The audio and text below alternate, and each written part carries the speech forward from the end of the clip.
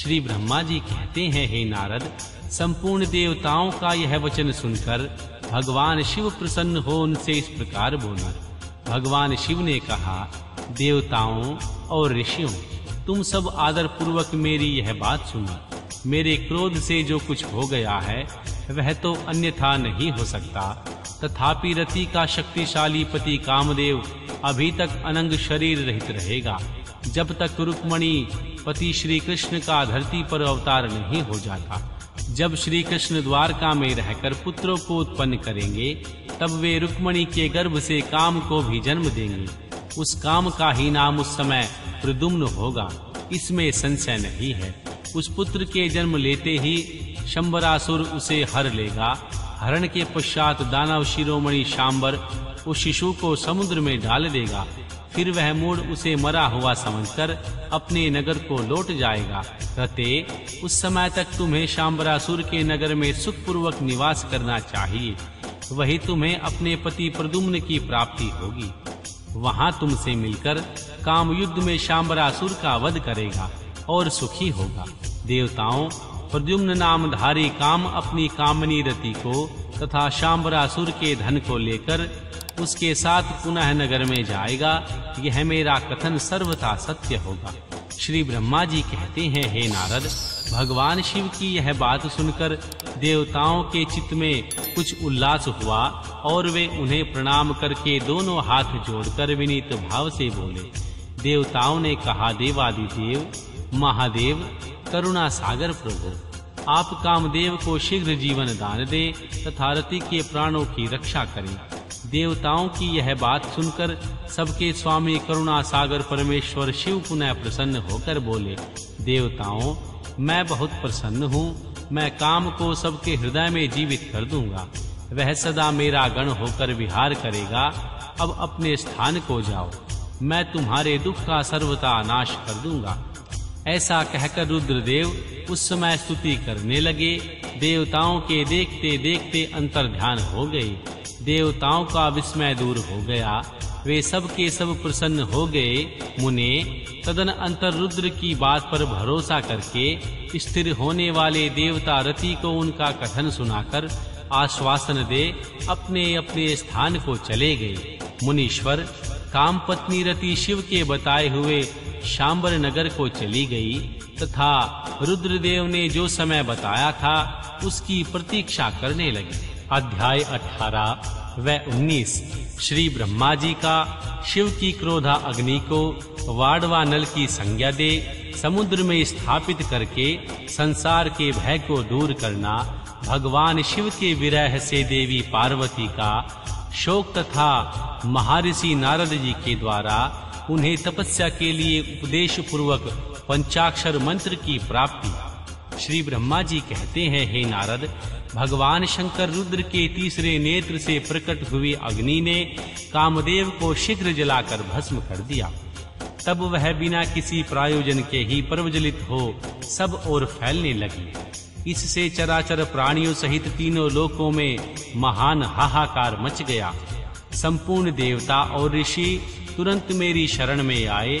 उन सब ने अत्यंत व्याकुल होकर मस्तक झुका दोनों हाथ जोड़कर मुझे प्रणाम किए और मेरी स्तुति करके वह दुख निवेदन करने लगे। वह सुनकर मैं भगवान शिव का स्मरण करके उनके हेतु का भली भांति विचार कर तीनों लोकों की रक्षा के लिए विनीत भाव से वहां पहुंचा। वह अग्नि ज्वालमालाओं से अत्यंत उद्दीप्त हो जगत को जला देने के लिए उद्यत थी, परंतु भगवान शिव की कृपा से प्राप्त हुए उत्तम तेज के द्वारा मैंने उसे तत्काल स्तंभित कर दिया। मुने, त्रिलोकी को दग्ध करने की इच्छा रखने वाली उस क्रोधमय अग्नि को मैंने एक ऐसे घोड़े के रूप में परिणित कर दिया जिसके मुख से सौम्य ज्वाला प्रकट हो रही थी। भगवान शिव की इच्छा से उस वाड़व शरीर घोड़े वाली अग्नि को लेकर मैं लोक हित के लिए समुद्र तट पर गया। मुने, मुझे आया देखकर समुद्र एक दिव्य पुरुष का रूप धारण करके दोनों हाथ जोड़े हुए मेरे पास आया। मुझ संपूर्ण लोकों के पितामह की भली भांति विधिवत स्तुति वंदना करके सिंधु ने मुझसे प्रसन्नता पूर्वक कहा। सागर बोला, सर्वेश्वर ब्राह्मण, आप यहाँ किस लिए पधारे हैं? मुझे अपना सेवक समझ इस बात को प्रीति पूर्वक कहिए। सागर की यह बात सुनकर भगवान शंकर का स्मरण करके लोकहित का ध्यान रखते हुए मैंने उसे प्रसन्नता पूर्वक कहा, तात समुद्र, तुम बड़े बुद्धिमान और संपूर्ण लोकों के हितकारी हो। मैं भगवान शिव की इच्छा से प्रेरित हो हार्दिक प्रीति पूर्वक तुमसे कह रहा हूँ। भगवान महेश्वर का क्रोध है जो महान शक्तिशाली अश्व के रूप में यहाँ उपस्थित है। यह कामदेव को दग्ध करके तुरंत ही संपूर्ण जगत को भस्म करने के लिए उद्यत हो गया था। यह देख पीड़ित हुए देवताओं की प्रार्थना से मैं शंकर इच्छावश वहां गया, इस अग्नि को स्तंभित किया और इसे घोड़े का रूप धारण किया।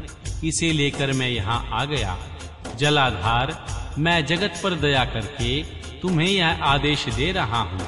इस महेश्वर के क्रोध को जो वाड़व का रूप धारण करके मुख से ज्वाला प्रकट करता हुआ खड़ा है, तुम प्रलय काल पर्यंत तक धारण किए रहो। सरीपत्ते, जब मैं यहाँ आकर वास करूँगा तब तुम भगवान शंकर के इस अद्भुत क्रोध को छोड़ देना। तुम्हारा जल ही प्रतिदिन इसका भोजन होगा। तुम यत्न पूर्वक इसे ऊपर ही धारण किए रहना, जिससे यह तुम्हारी अनंत जल राशि के भीतर न चला जाए।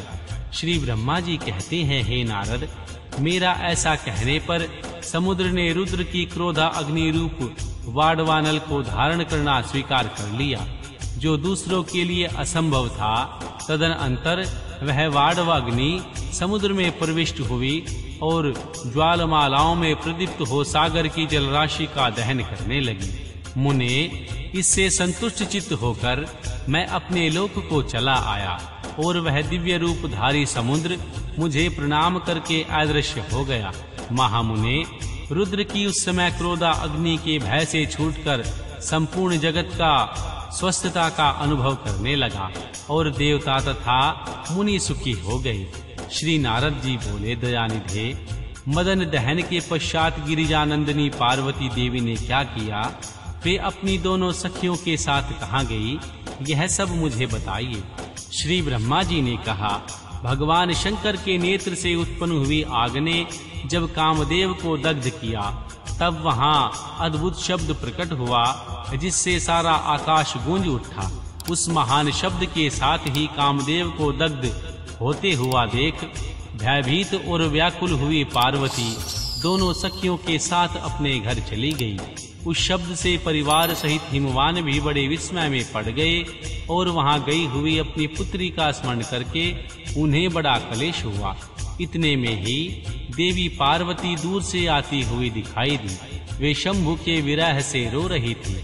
अपनी पुत्री को अत्यंत विहल हुई देख शैलराज हिमवान को बड़ा शोक हुआ और वे शीघ्र ही उनके पास गए।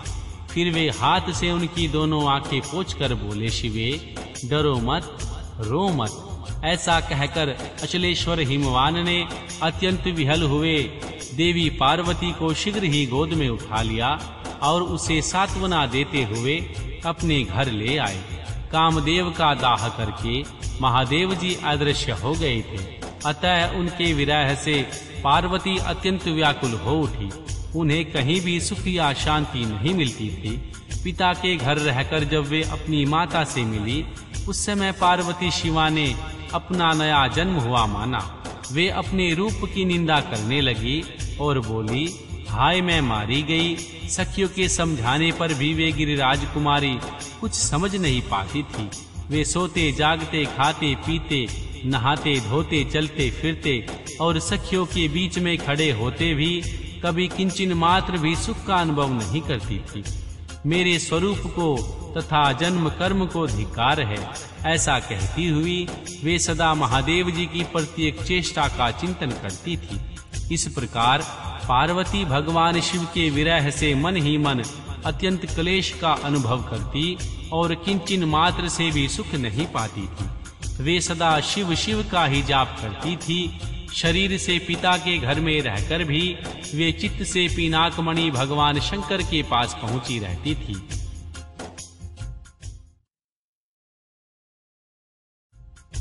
शिवा शोक मग्न हो बारंबार मूर्छित हो जाती थी।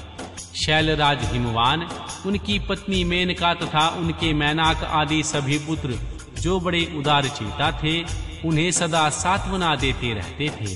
तथापि वे भगवान शंकर को भूल न सकी। बुद्धिमान देवऋषि, तदनंतर एक दिन इंद्र की प्रेरणा से इच्छानुसार घूमते हुए तुम हिमालय पर्वत पर आए। उस समय महात्मा हिमवान ने तुम्हारा स्वागत सत्कार किया और कुशल मंगल कारण पूछा। फिर तुम उनके दिए हुए उत्तम स्थान पर बैठे। तदनंतर शैलराज ने अपनी कन्या के चरित्र का आरंभ से ही वर्णन किया। जिस तरह उन्होंने महादेव जी की सेवा आरंभ की और जिस तरह उनके द्वारा कामदेव का दहन हुआ, यह सब कुछ बताया। मुने, यह सब सुनकर तुमने गिरिराज से कहा, शालेश्वर, भगवान शिव का भजन करो। फिर उनसे विदा लेकर तुम उठे और मन ही मन शिव का स्मरण करके शैलराज को छोड़ शीघ्र ही एकांत में काली के पास गए। मुने, तुम लोकोपकारी, ज्ञानी तथा शिव के प्रिय भक्त हो, समस्त ज्ञानवानों के शिरोमणि हो। अतः काली के पास आ उसे संबोधित करके उसी के हित में स्थित हो उसे सादर यह सत्य वचन बोले। महर्षि नारद जी, तुमने कहा कालिके, तुम मेरी बात सुनो। मैं दयावश सच्ची बात कह रहा हूँ। मेरा वचन तुम्हारे लिए सर्वथा हितकर ही होगा, निर्दोष तथा उत्तम काम्य वस्तुओं को देने वाला होगा। तुमने यहाँ महादेव जी की सेवा अवश्य की थी, परंतु वह बिना किसी तपस्या के गर्वयुक्त होकर की थी। दीनों पर अनुग्रह करने वाले शिव ने तुम्हारे उसी गर्व को नष्ट किया है। शिवे, तुम्हारे स्वामी महेश्वर विरक्त और महायोगी हैं। उन्होंने केवल कामदेव को जलाकर जो तुम्हें सकुशल छोड़ दिया है, उसमें यही कारण है कि वे भगवान भक्त वत्सल हैं।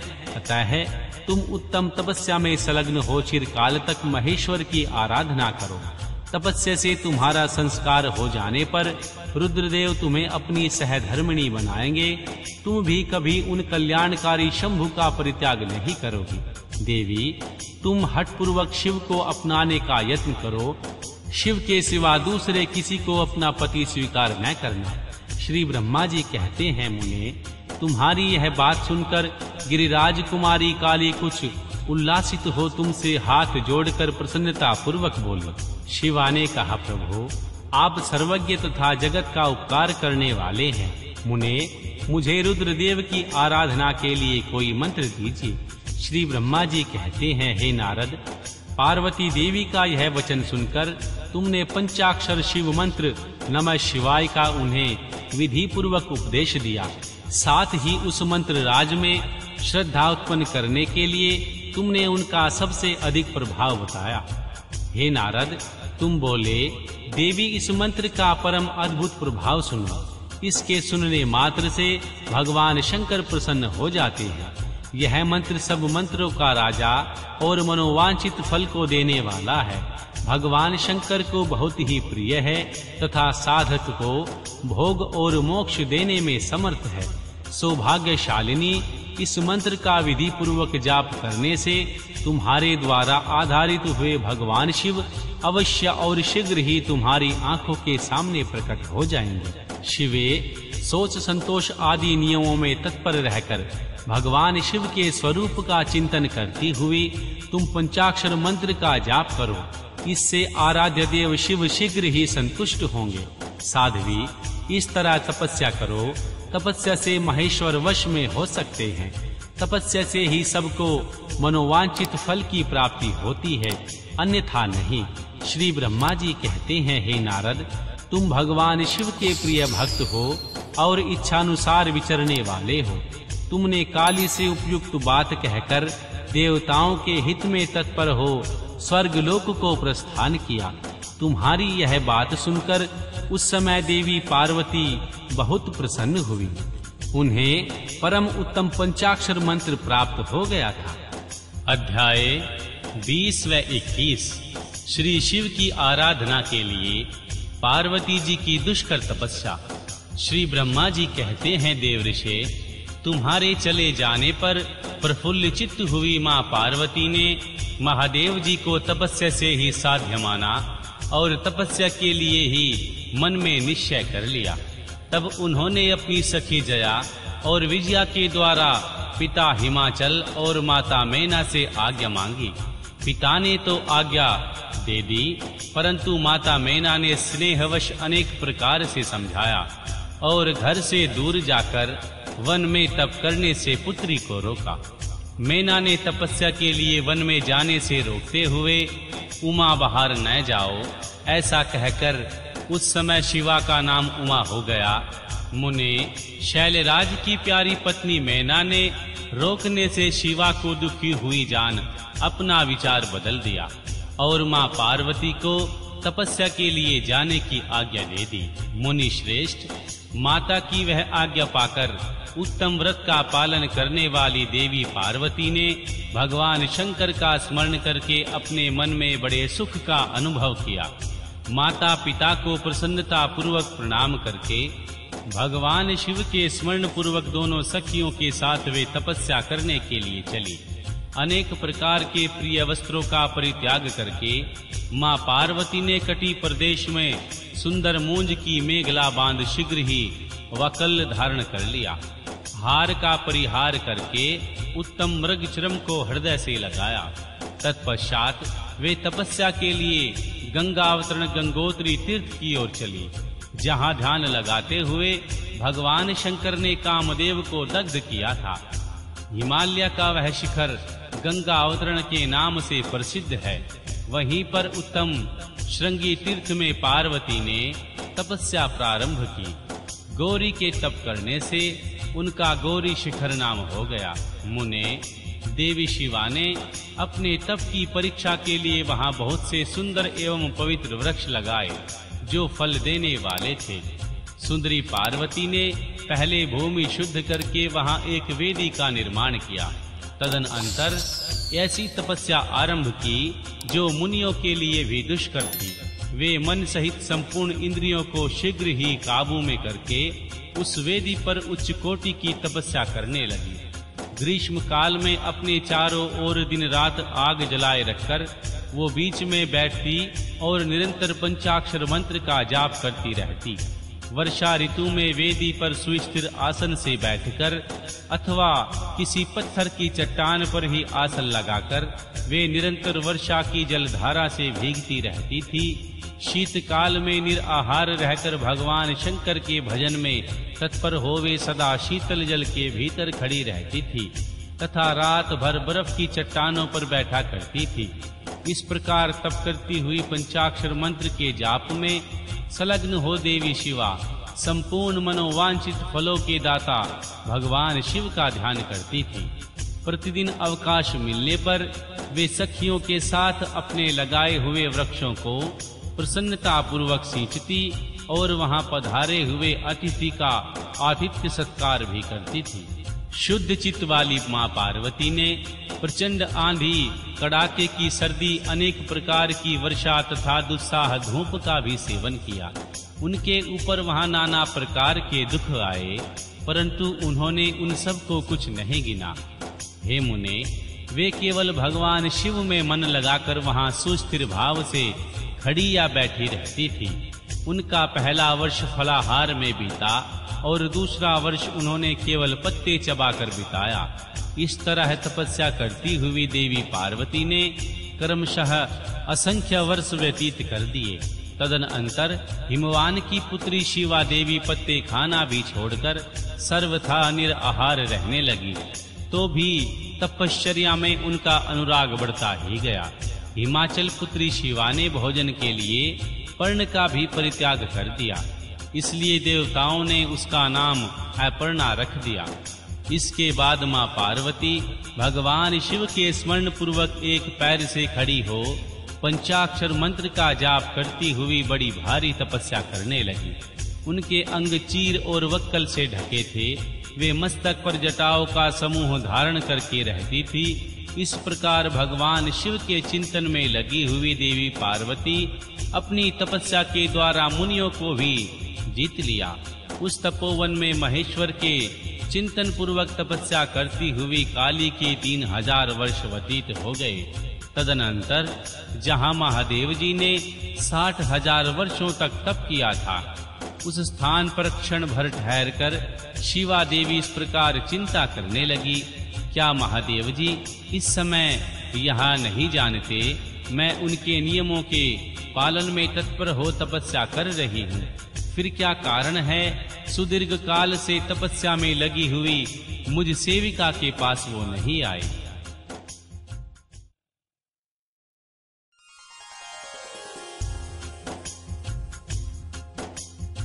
लोक में, वेद में और मुनियों द्वारा सदा गिरीश की महिमा का गान किया जाता है।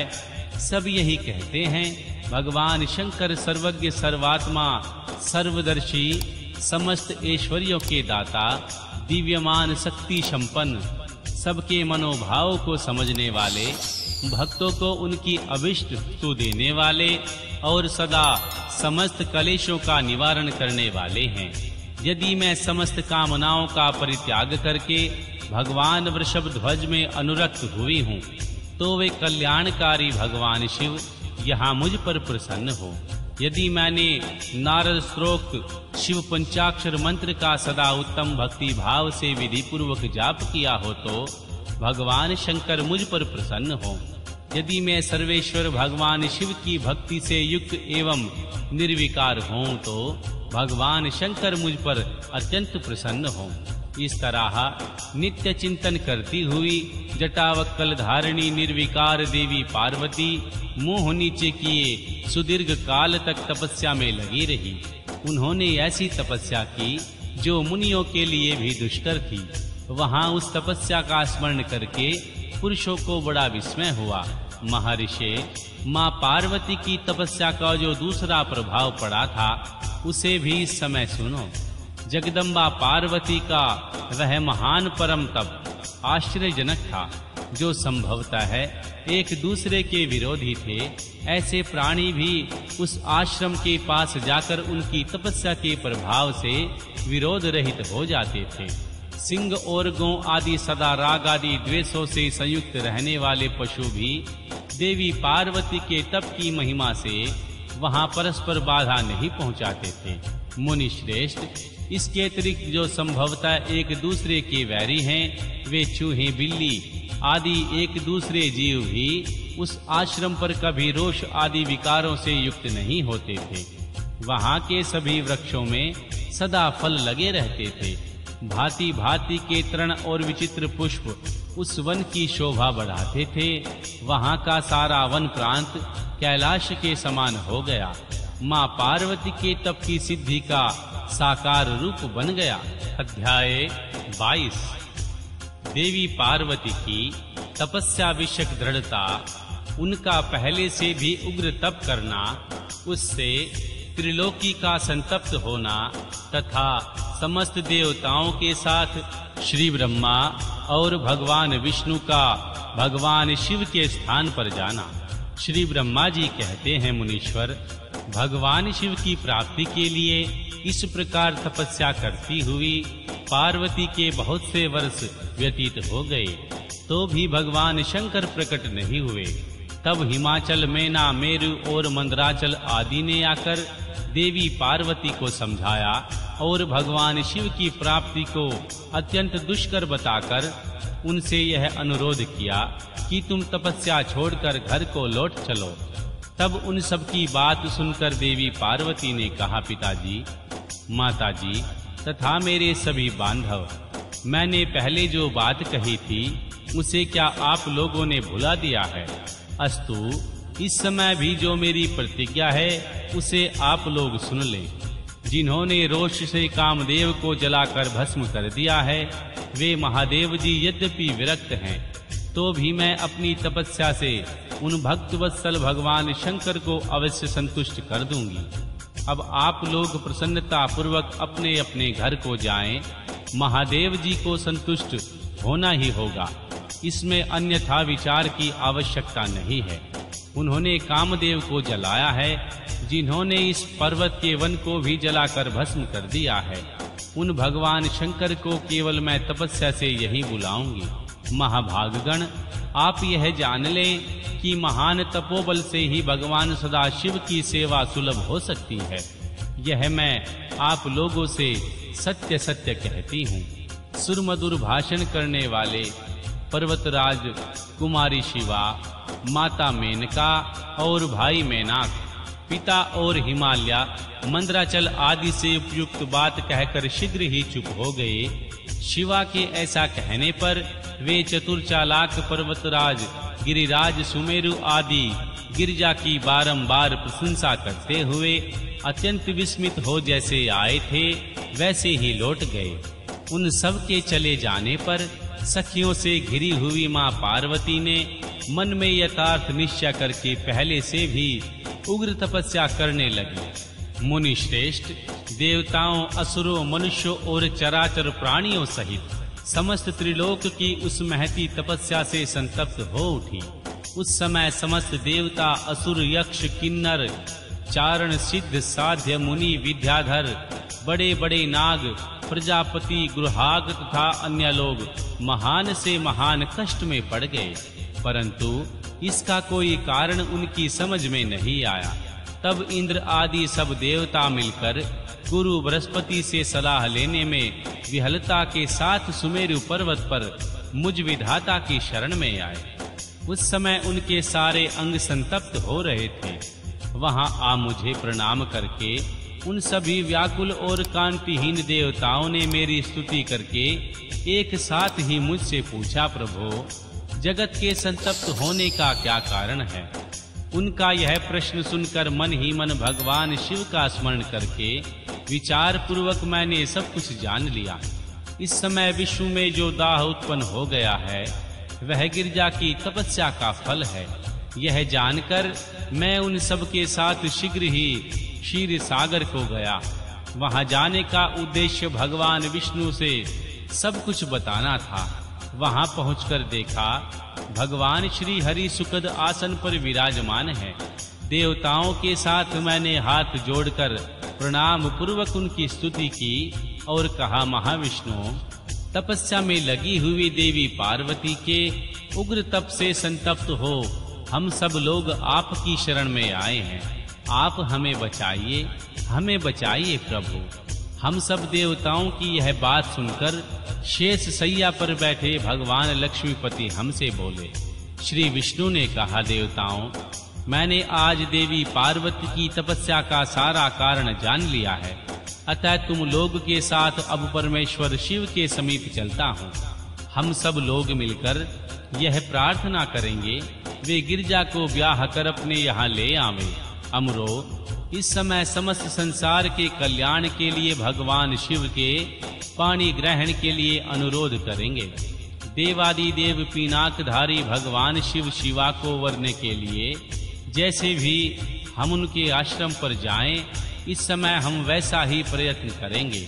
अतः परम मंगलमय महाप्रभु रुद्र जहाँ उग्र तपस्या में लगे हुए हैं वही हम सब लोग चलें।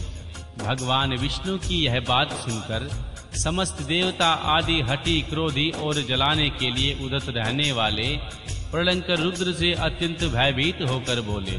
देवताओं ने कहा, भगवान, जो महाभयंकर काला अग्नि के समान दीप्तिमान और भयानक नेत्रों से युक्त है, उन रोष भरे महाप्रभु रुद्र के पास हम लोग नहीं जा सकेंगे, क्योंकि उन्होंने पहले कुपित हो दुर्जय काम को भी जला दिया है। उसी प्रकार वे हमें भी दग्ध कर डालेंगे, इसमें संशय नहीं। मुने, इंद्रादि देवताओं की बात सुनकर लक्ष्मीपति श्री हरि ने उन सबको सांत्वना देते हुए कहा। श्री हरि बोले, हे देवताओं, तुम सब लोग प्रेम और आदर के साथ मेरी बात सुनो। भगवान शिव देवताओं के स्वामी हैं, उनके भय का नाश करने वाले हैं, वे तुम्हें दग्ध नहीं करेंगे। तुम सब लोग बड़े चतुर हो, अतः तुम्हें शंभु को कल्याणकारी मानकर हमारे साथ उत्तम प्रभु उन महादेव जी की शरण में चलना चाहिए। भगवान श्री शिव पुरुष सर्वेश्वर वर्णीय परा तत्पर तपस्वी और परमात्मा स्वरूप हैं, अतः हमें उनकी शरण में अवश्य चलना चाहिए। प्रभावशाली श्री विष्णु के ऐसा कहने पर सब देवता उनके साथ पिनाकमणि भगवान शिव का दर्शन के लिए चल पड़े। मार्ग में देवी पार्वती का आश्रम पहले पड़ता था, अतः उन गिरिजानंदिनी की तपस्या देखने के लिए विष्णु आदि सब देवता कौतूहल पूर्वक उनके आश्रम पर गए। देवी पार्वती के श्रेष्ठ तप को देखकर उन सब देवता उनके उत्तम तेज से व्याप्त हो गए। उन्होंने तपस्या में लगी हुई उन तेजोमयी मां जगदम्बा को नमस्कार किया और साक्षात सिद्ध स्वरूपा शिवा देवी के तप की भूरी भूरी प्रशंसा करते हुए वे सब देवता उस स्थान पर गए जहां भगवान वृषभध्वज विराजमान थे। मुने, वहां पहुंचकर सब देवताओं ने पहले तुम्हें उनके पास भेजा और स्वयं वे मदन दहनकारी भगवान हर से दूर ही खड़े रहे। वे वहीं से यह देखते रहे कि भगवान शिव कुपित हैं या प्रसन्न। हे नारद, तुम तो सदा निर्भय रहने वाले और विशेषतः शिव के भक्त हो, अतः तुमने भगवान शिव के स्थान पर जाकर उन्हें सर्वथा प्रसन्न देखा। फिर वहां से लौटकर तुम श्री विष्णु आदि सब देवताओं को भगवान शिव के स्थान पर ले गए और वहां पहुंचकर श्री विष्णु आदि सब देवताओं ने भक्त वत्सल भगवान शिव सुखपूर्वक प्रसन्न मुद्रा में बैठे हैं, अपने गणों से घिरे हुए हैं। शंभु तपस्वी का रूप धारण किए योग पट पर आसीन थे। उन परमेश्वर रूपी भगवान शंकर का दर्शन करके मेरे सहित श्री विष्णु तथा अन्य देवताओं, सिद्धों और मुनीश्वरों ने उन्हें प्रणाम करके वेदों और उपनिषदों के सूत्रों द्वारा उनका स्तवन किया।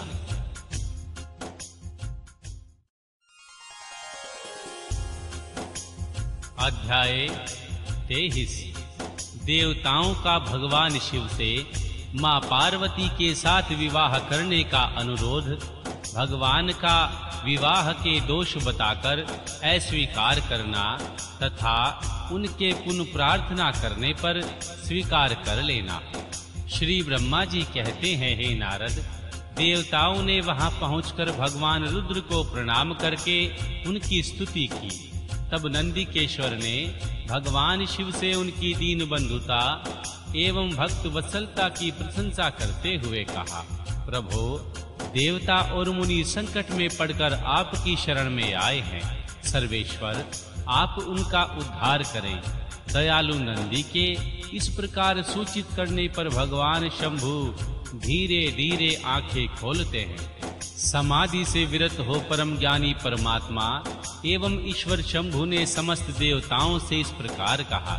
शंभु बोले, श्री विष्णु और श्री ब्रह्मा आदि सभी देवता और देवेश्वरों, तुम सब लोग मेरे समीप कैसे आए हो? तुमने अपने आने का जो भी कारण हो वह शीघ्र बताओ। भगवान शंकर का यह वचन सुनकर सब देवता प्रसन्न हो कारण बताने के लिए भगवान विष्णु के मुंह की ओर देखने लगे। तब भगवान शिव के महान भक्त और देवताओं के हितकारी श्री विष्णु मेरे बताए हुए देवताओं के महत्तर कार्य को सूचित करने लगे। उन्होंने कहा, शंभु, तारकासुर ने देवताओं को अत्यंत अद्भुत एवं महान कष्ट प्रदान किए हैं। यही बताने के लिए सब देवता यहाँ आए हैं। भगवान, आपके औरस पुत्र से ही तारक दैत्य मारा जा सकेगा और किसी प्रकार से नहीं। यह मेरा कथन सर्वथा सत्य है। हे महादेव, इस प्रकार विचार करके आप कृपा करें। आपको नमस्कार है स्वामिन। तारकासुर के द्वारा उपस्थित किए गए इस कष्ट से आप देवताओं का उद्धार कीजिए। देव शंभो, आप दाहिने हाथ से गिरजा का पानी ग्रहण करके गिरिराज हिमवान के द्वारा दी हुई महानुभावा देवी पार्वती को पानी ग्रहण के द्वारा ही अनुग्रहित कीजिए। श्री विष्णु का यह वचन सुनकर योग पारायण भगवान शिव ने उन सबको उत्तम गति का दर्शन कराते हुए इस प्रकार कहा, देवताओं, जो ही मैंने सर्वांग सुंदरी गिरजा देवी को स्वीकार किया, त्यों ही समस्त सुरेश्वर तथा ऋषि मुनि सकाम हो जाएंगे। फिर तो वे परमार्थ पथ पर चलने में समर्थ नहीं हो सकेंगे। दुर्गा अपने पानी ग्रहण मात्र से ही कामदेव को जीवित कर देगी। हे विष्णु, मैंने कामदेव को जलाकर देवताओं का बहुत बड़ा कार्य सिद्ध किया है। आज से सब लोग मेरे साथ सुनिश्चित रूप से निष्काम होकर रहो। देवताओं, जैसे मैं हूँ उसी तरह तुम सब लोग पृथक पृथक रहकर कोई विशेष प्रयत्न किए बिना ही अत्यंत दुष्कर एवं उत्तम तपस्या कर सकोगे। अब उस मदन के न होने से तुम सब लोग देवता समाधि के द्वारा परमानंद का अनुभव करते हुए निर्विकार हो जाओ, क्योंकि काम नरक की प्राप्ति कराने वाला है। काम से क्रोध होता है, क्रोध से मोह होता है और मोह से तपस्या नष्ट होती है। अतः तुम भी श्रेष्ठ देवताओं को काम और क्रोध का परित्याग कर देना चाहिए। मेरे इस कथन को कभी अन्यथा नहीं मानना चाहिए। श्री ब्रह्मा जी कहते हैं, हे नारद, वृषभ के चिन्ह से युक्त ध्वजा धारण करने वाले भगवान महादेव ने इस प्रकार की बातें सुनाकर श्री ब्रह्मा, भगवान विष्णु, देवताओं तथा मुनियों को निष्काम धर्म का उपदेश दिया। तदनंतर भगवान शंभु पुनः ध्यान लगाकर चुप हो गए और पहले की ही भांति पार्षदों से घिरे हुए सुस्थिर भाव से बैठ गए। वे अपने ही मन में स्वयं आत्म स्वरूप निरंजन, निराभास, निर्विकार, निरामय, परातत्पर, नित्य ममता रहित, निर्विग्रह, शब्दातीत, निर्गुण, ज्ञानमय एवं प्रकृति से पर परमात्मा का चिंतन करने लगे। इस प्रकार परम स्वरूप का चिंतन करते हुए वे ध्यान में स्थित हो गए। बहुत से प्राणियों की सृष्टि करने वाले भगवान शिव सदा ध्यान करते करते ही परमानंद में निमग्न हो जाते हैं। श्री हरि एवं इंद्र आदि सभी देवताओं ने जब परमेश्वर शिव को ध्यान मग्न देखा, तब उन्होंने नंदी की सम्मति ली। नंदी ने पुनः दीन भाव से स्तुति करने के लिए कहा। उनकी यह सत्य सम्मति के अनुसार देवता स्तुति करने लगे। वे बोले, देवादिदेव, महादेव, करुणा सागर प्रभु, हम आपकी शरण में आए हैं। आप महान क्लेश से हमारा उद्धार कीजिए। श्री ब्रह्मा जी कहते हैं, हे नारद, इस प्रकार दीनतापूर्ण उक्ति से देवताओं ने भगवान शंकर की स्तुति की। इसके बाद वे सब देवता प्रेम से व्याकुलचित हो उच्च स्वर से फूट फूट कर रोने लगे। मेरे साथ भगवान श्री हरि उत्तम भक्ति भाव से युक्त हो मन ही मन भगवान शंभु का स्मरण करते हुए अत्यंत दीनतापूर्ण वाणी द्वारा उनसे अपना अभिप्राय निवेदन करने लगे। देवताओं के लिए मेरे तथा श्री हरि के इस प्रकार बहुत स्तुति करने पर भगवान महेश्वर अपनी भक्त वत्सलता के कारण ध्यान से वृत हो गए। उनका मन अत्यंत प्रसन्न था।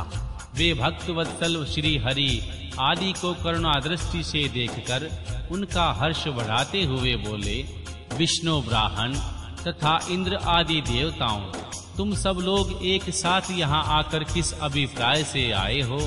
मेरे सामने सच सच बताओ।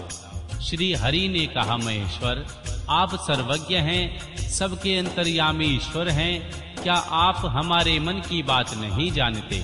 अवश्य ही जानते हो। तथापि आपकी आज्ञा से मैं स्वयं भी कहता हूँ, सुखदायक शंकर, हम सब देवताओं को तारकासुर से अनेक प्रकार के दुख प्राप्त हुए हैं। इसीलिए देवताओं ने आपको प्रसन्न किया है। आपके लिए ही उन्होंने गिरिराज हिमालय से शिवा की उत्पत्ति कराई है। शिवा के गर्भ से आपके द्वारा जो पुत्र उत्पन्न होगा, उसी से तारकासुर की मृत्यु होगी, दूसरे किसी उपाय से नहीं। श्री ब्रह्मा जी ने कहा, उस दैत्य को यही वर मेरे द्वारा दिया गया है, इस कारण दूसरे से उसकी मृत्यु नहीं हो पा रही। अतएव वह निडर होकर सारे संसार को कष्ट दे रहा है। इधर नारद जी की आज्ञा से पार्वती कठोर तपस्या कर रही है। उनके तेज से समस्त चराचर प्राणियों सहित त्रिलोक की आच्छादित हो गई है। इसलिए परमेश्वर, आप शिवा को वर देने के लिए जाइए।